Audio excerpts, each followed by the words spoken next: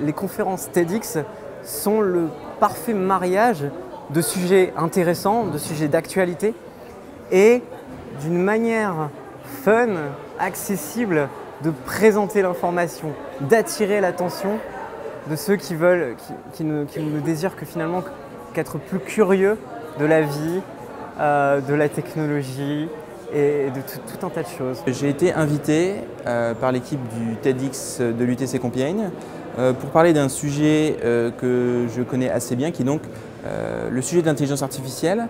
Comment l'intelligence artificielle peut un peu bouleverser nos modes de vie et la façon dont on travaille dans la médecine. Et aussi expliquer un petit peu comment le développement de l'intelligence artificielle pourrait révolutionner un petit peu la relation entre l'homme et la machine. L'objet de mon talk à TEDx Compiègne, c'est de dire que l'open data, c'est le futur des big data.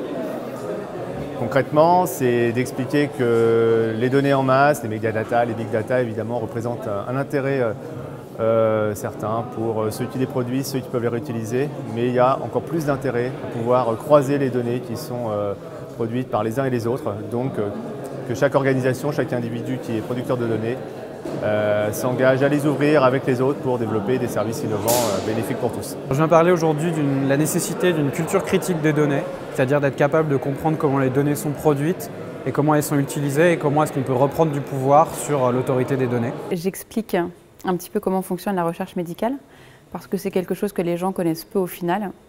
Et ensuite, j'introduis comment la santé connectée va révolutionner cette recherche, pour mieux soigner, pour mieux comprendre les maladies et faire la médecine de demain. Ce qui est intéressant, c'est que les étudiants, c'est vraiment eux les chevilles ouvrières de tout ce projet-là.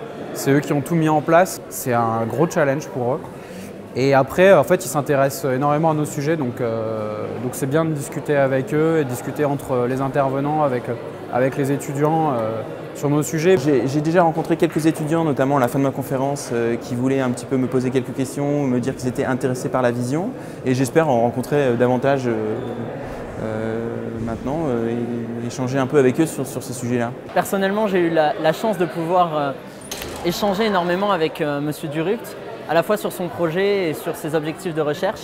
Et nous avons pu approfondir ce sujet et ça m'a ouvert des portes et permis de réaliser, je l'espère en tout cas, en septembre, une thèse à l'UTC avec comme directeur de recherche justement ce conférencier, Alexandre Durupt.